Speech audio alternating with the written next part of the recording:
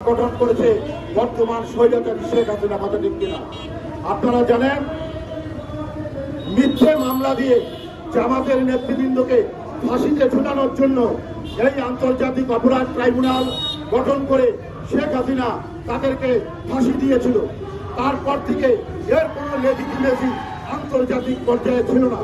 এজন্য এটা অত্যন্ত সংশয়ের তৈরি করে আন্তর্জাতিক অপরাধ ট্রাইব্যুনালে আপনারা যদি বিচার করে তাদের বিচার নিশ্চিত করেন, তাহলে সেটা আন্তর্জাতিক পর্যায়ে আবার প্রশ্ন উঠবে কিনা, বিষয়টি আপনাদেরকে বিবেচনা করার জন্য আমি আহ্বান জানাচ্ছি।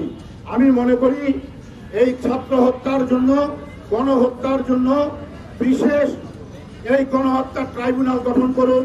জাতিসংঘের অধীনে জাতিসংঘ ইউএন থেকে যে প্রতিনিধি দল আসবে তাদের মাধ্যমে তদন্ত করে সেই তদন্তের মাধ্যমে এই গণহত্যা বিষয়ে বিশেষ ট্রাইব্যুনাল নতুন করে গঠন করে তাদেরকে বিচারের আওতায় আনা হোক।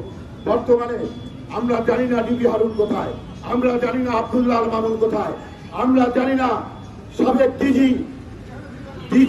ডিজিএফআই এবং ডিজিএফআই এর অন্যান্য যে সমস্ত কর্মকর্তাদের নাম আমরা সোশ্যাল মিডিয়ায় দেখেছি, যারা আয়নাঘর তৈরি করেছিল, তাদেরকে অবিলম্বে বিচারের আওতায় আমরা দেখতে চাই।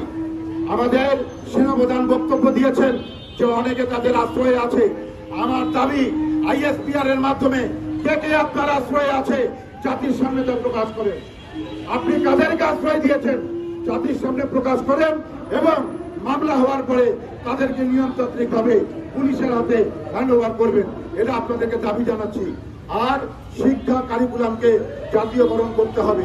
শিক্ষার বিষয়ে স্পষ্ট একটি কথা বলে দিতে চাই, যে কোনো দেশে, যে কোনো রাষ্ট্রে শিক্ষা নীতি প্রবর্তিত হয় সেই দেশের ধর্মীয় এবং জাতীয় চেতনাকে বিবেচনা করে, কথা ঠিক কিনা? আমাদের বাংলাদেশে 92% মুসলমান। আমাদের এই বাংলাদেশের 92% মুসলমানের এই ধর্মীয় চেতনা বাস্তবায়িত হতে হবে শিক্ষা কারিকুলামে। আমাদের বাংলাদেশের জাতীয় সংস্কৃতি বাস্তবায়িত হতে হবে শিক্ষা কারিকুলামে। কাজেই আমি দাবি জানাচ্ছি, অনতিবিলম্বে একটি সুন্দর গঠনমূলক শিক্ষা কারিকুলাম জাতির সামনে উপস্থাপন করা হোক। আর পীর সাহেব চরমোনাই বর্তমান অন্তর্বর্তী সরকারকে যে 9টি প্রস্তাবনা দিয়েছে, 9টি প্রস্তাবনা জাতীয়ভাবে আন্তর্জাতিকভাবে স্বীকৃত প্রমাণিত হয়েছে।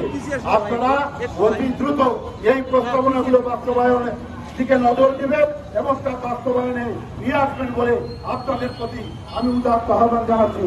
পরিশেষে অন্তর্বর্তীকালীন সরকারের মধ্যে 111-এর প্রায় 7 জন উপদেষ্টাকে আমরা দেখতে পাচ্ছি। আপনাদের দিকে আমাদের সতর্ক নজর